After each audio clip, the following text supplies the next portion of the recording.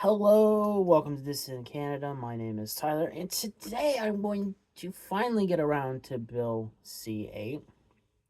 Read through a bit of it. Okay, most of it. Um, Part two of the bill is really interesting. It's all about critical cyber systems and protection, which, if you've been paying attention, say, the last 5 years or so, of what's been going on in the internet space and how it looks like a whole bunch of cyber attacks have happened in the last, again, 5 years. Just 5 years. All right? Like you're talking one or two a month or something like that in the West, or what appear to be one or two a month, depending. Um, some of them look like false flags in order to push through legislation, but that part of the act doesn't seem too bad. There's parts I'm very nervous of. There's an amendment, or not an amendment, but it's basically part two of Bill C-8 is all about enacting a bill that was previously voted on last year. Um, but like there's a whole part of Office of Superintendent of Financial Institutions Act. Like it gets into some weird shenanigans there with financial institutions because they are critical cyber infrastructure. Um, Little worrying there because you could have very easily morph what's going on there into, you know, more or less digital ID with a CBDC there. And that's worrying, okay? But like part one of the act is where everybody's freaking the hell out. I mean, with pretty good reason. It's bad. Um, it's not as bad as people say it is. Like it's really weird from it's weirdly constructed. Um, and like the first part is like part one of Bill C-8 is an amendment to the Telecommunications Act. All right, Telecommunications Act is an act to enact telecommunications shenanigans. It gets real weird because basically the amendments are from like Section 15 of the Telecommunications Act onward, and Section 15 is what they're amending is crazy because it's like uh, Section 15 is all about technical standards of these will the a minister will be created is basically the act to deal with this, and the minister that is created will deal with the standards of the telecommunications going forward, propose how to make changes and all that stuff. That's what Section 15 deals with in the Telecommunications Act. In Bill C-8, it's like, no, we have to amend that. No. That's not good enough. We're going to sneak in an entire bill in from it's like they add 15.1 to 15 dot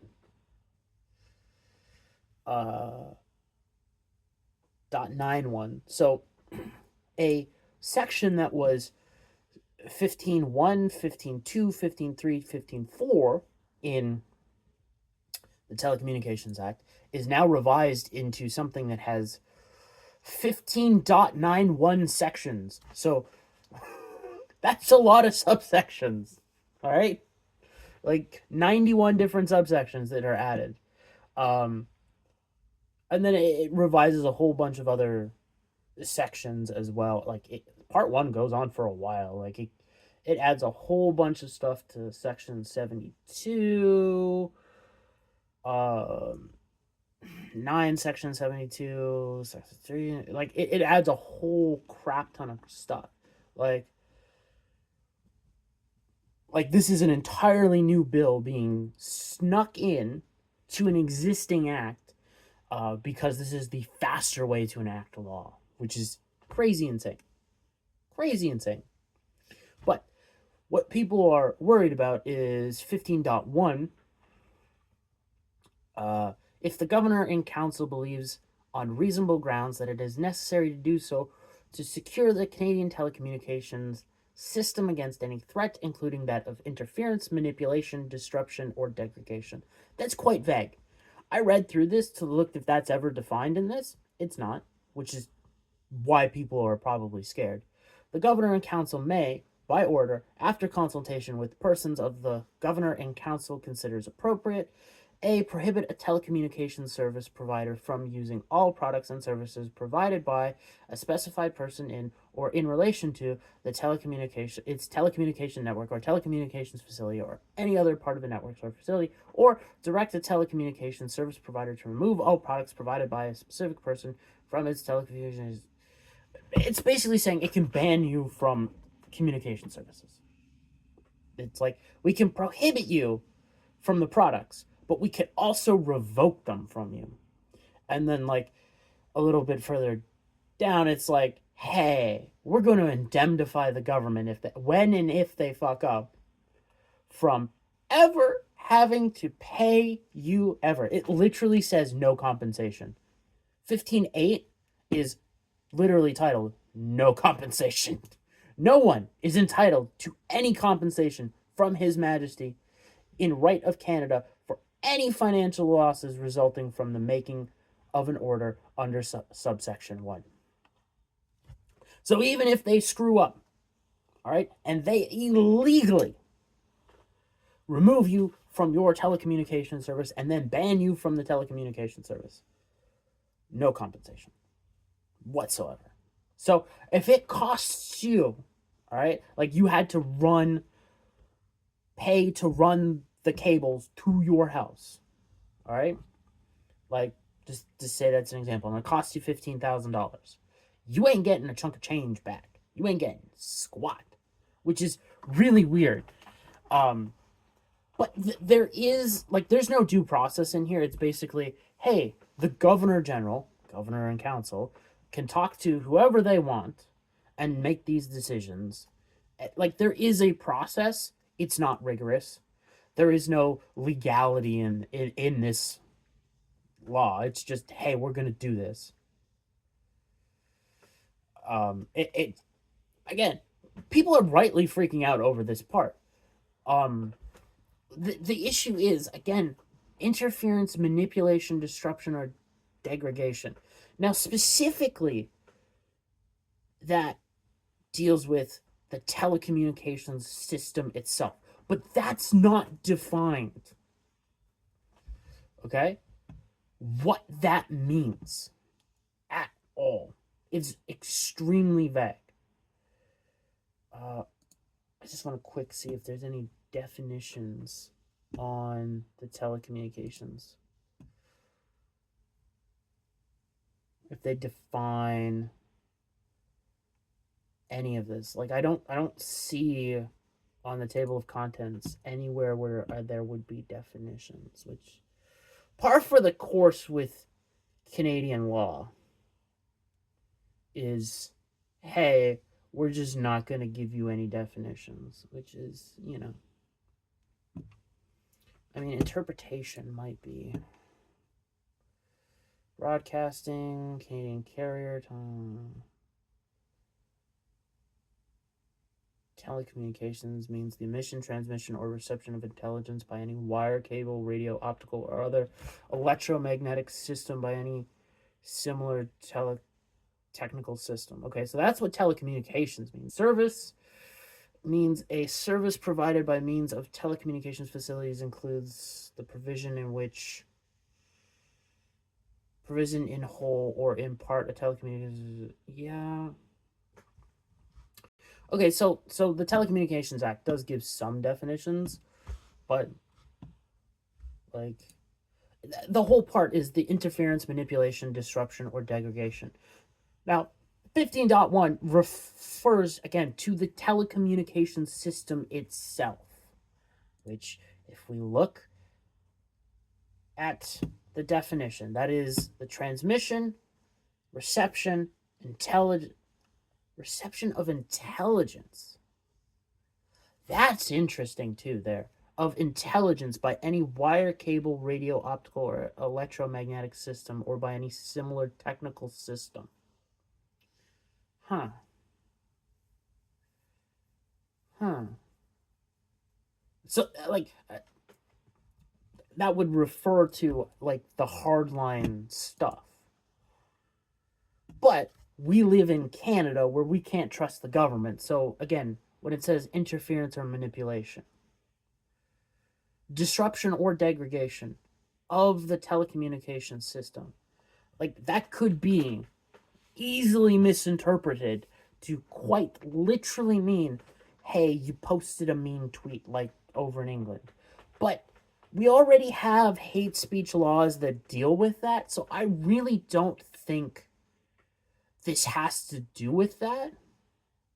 Like, if you get into the Critical Cyber Systems Protection Act, all right, and you look at what's in there, this very much reads like they're sniffing out a war, which is why I picked up on the, hey, there's been a lot of cyber attacks recently, like in the last 5 years, and suspected ones too. Like, there's no real confirmation on most of them, so let's put that in there.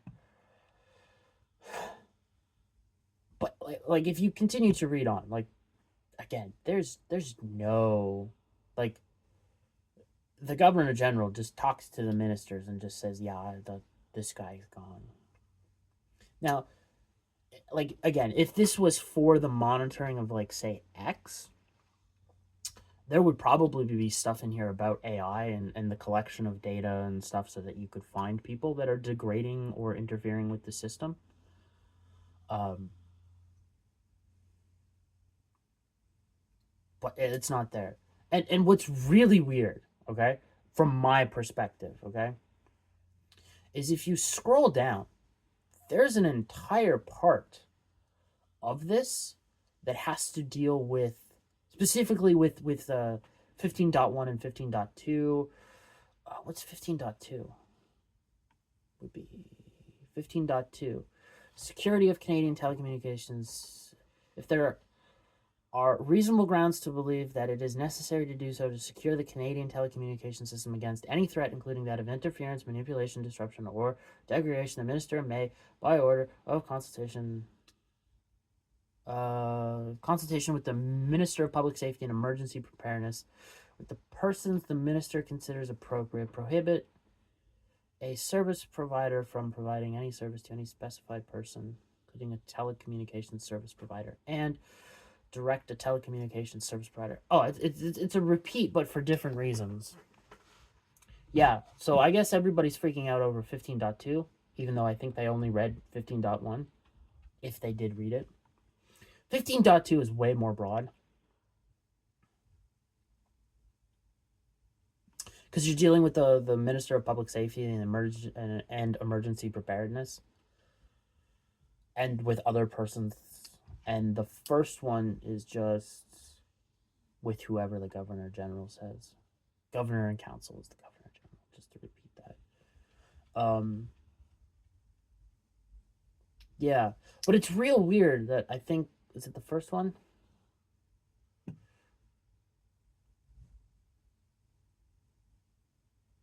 Okay, so the first form, 15.1a, prohibit a telecommunications service provider from using all products and services provided by a specific person in or in relation to telecommunications. That's basically saying, hey, we can say who you can and cannot use for your telecommunications facilities. This seems like this act is against China. To be fair now. Like, saying to private business, hey, you can't use these people, with the context of what Trump's trying to do to Canada in relationship to pivoting hard on China, this seems like it's directed at China. I still think it's a bad bill. Like, 15.2, again, is providing a service to any specific person including a telecommunications service provider. So, like, if you've got a third party, you know, um, who's big down in my area, like Tech Savvy, okay? They don't have their own telecommunication lines. They use, I believe, Bell infrastructure. They may also use Rogers infrastructure, depending on where they are. Um, so that means if, like, say, Tech Savvy were to get bought up by a foreign national company of some kind, okay, the Canadian government could say to Bell or Rogers, you cannot provide to this telecommunications company or whatever specified person in general. Now, could this be used for like abusing and going after Canadians and big prominent businesses online? Say something like Rebel News. Absolutely. I mean, this could also go after Twitter, Rumble, because it's providing any service to any specified persons, including a telecommunication service provider. So, to any service, like to any service to any specified person. Like, it doesn't specifically say person, but it says including a telecommunications service provider, which means you can probably go after corporations in this. You just specify them as a person, and bamboo, you can cut them off. Like, that's really the danger I see there. But like, if you scroll down, as I mentioned earlier, somewhere in this Part 2 Act, which doesn't have little links to, which it should, there is a penalty. It's under judicial review. I remember that part. Administrative monetary penalties, security of the Canadian telecommunication system. There are penalties, but it's specifically going over in the Telecommunications Act, Section 72. 72, which is civil liabilities. So, subject to any limitation of liability imposed in accordance with this or any other act, any person who has sustained loss, damage, or any result to any act or omission that is contrary to this act in any special blah blah blah blah. It rewrites most of this shit. Like, it's mostly a administrative money penalty at what is likely going to be some permanent commission put in place to oversee this part, because, like, the governor general isn't going to be the person to do this. Like, they'll probably delegate this to what's that idiot that's the public safety minister. Like, they'll probably delegate it to him, and he'll get like a fatter budget, and he'll hire some of the people connected to him, and he'll task them with this, and they'll do some dumb shit. Like, this really, when I start to read this, all right, this looks like they're gearing up for some type of crackdown related to probably some globalist plot. Like, I don't think, like, this isn't the way you would go after individuals. I mean, you could absolutely use this act to go after individuals, but, like, the way the words Canadian telecommunications system is defined in the Telecommunications Act, and but really just telecommunications, the system part isn't, but you just take that. This very much looks like it's going to be used to say, hey, this specific type of, like, you may get to the point where it's like, this specific type of content that is anti, Canadian government is being pushed by the Russians, and therefore we're going to cut these people's internet. You could absolutely do that. But you could also say, all right, or, again, we'll use the example of Rebel News. Rebel News is anti this government and this and they're pushing pro-Russian propaganda, or they're pushing Israeli propaganda, whatever. So we're going to cut them off. Absolutely, you can do that. But the way everything is set up, like there's other laws you can do that, like to go after, say, Rebel News, in other words. Um, and considering how weak the government looked this past week with the sentencing of Tamara Lynch and Chris Barber or Baber, I forget what his name is. I'm terribly sorry, Chris. Um, where it went from like, hey, we want 10 years to, hey, we want 7 years to, well, you're getting most of the sentence as time served.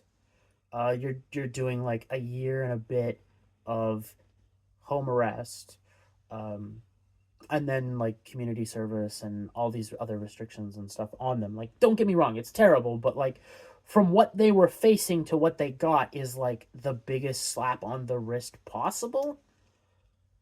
So they look weak and ineffective. And if you can't get that passed into the Canadian courts, which are some of the most biased courts in the West, you got to be cracked. Like, if your case has to be dog shit to get the bare minimum. Anyways, what I'm trying to get at is, like, there's other ways to go after people spreading stuff you don't like on the internet.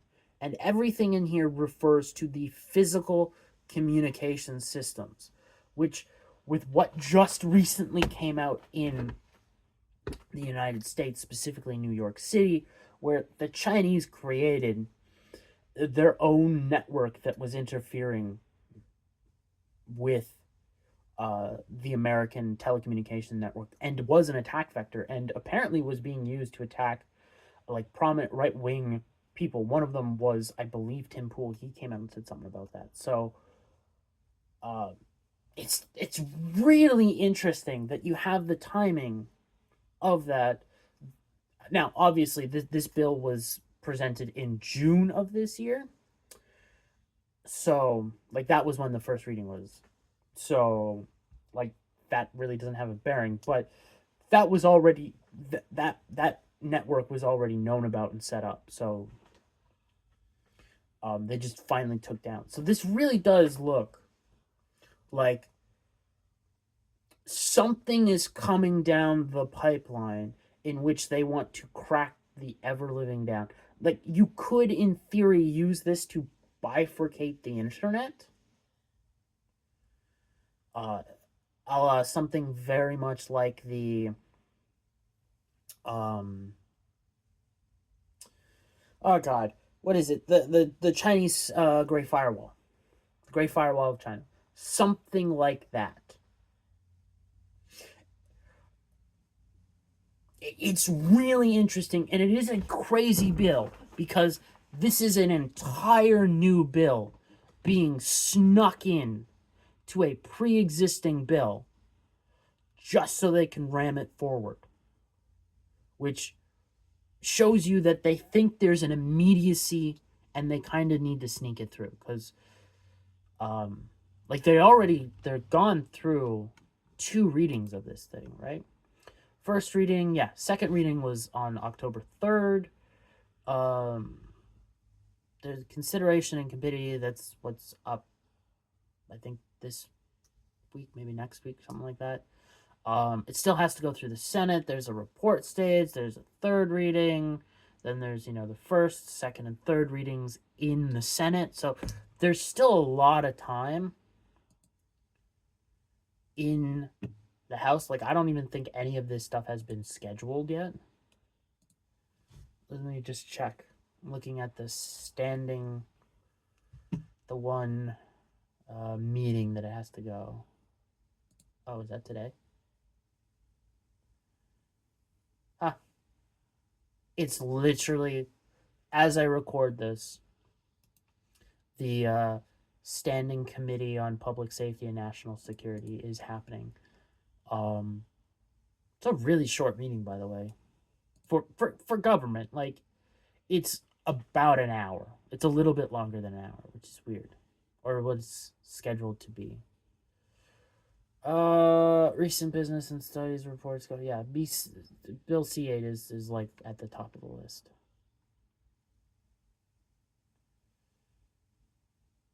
Chair is a liberal. The vice chairs are conservative. Is a conservative and a bloc, and then it's split.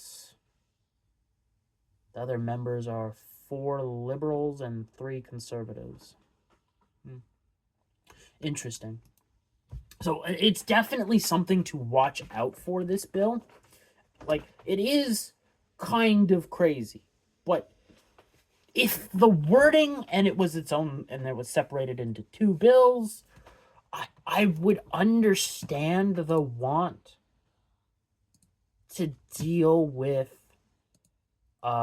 like having mechanisms to cut certain people off from the internet and, like, say, businesses and telecommunications. Like, you wouldn't want, say, what Canada has been doing, using fucking Huawei for its 5G network. I think it's Huawei. Maybe one of the other producers of 5G that is a Chinese company. Like, you wouldn't actually want that, because it's been found on multiple occasions that network shit reports back to China. Like, you find those cheap Chinese TVs, they have built-in, some of them, I know, they've found, like, built-in, even if you don't connect them to the internet, they have their own, like, transceivers to send shit back to China. Like, white hat hackers have actually traced that shit back. It's insanely crazy. So if you want TVs, stick to good old LG, Sony, and Samsung. I say that because, like, when you're looking at the screen themselves, they're either Samsung or LG are always, they make the best physical screens. And then the glass in front of it, again, the best glass is either Samsung or LG glass.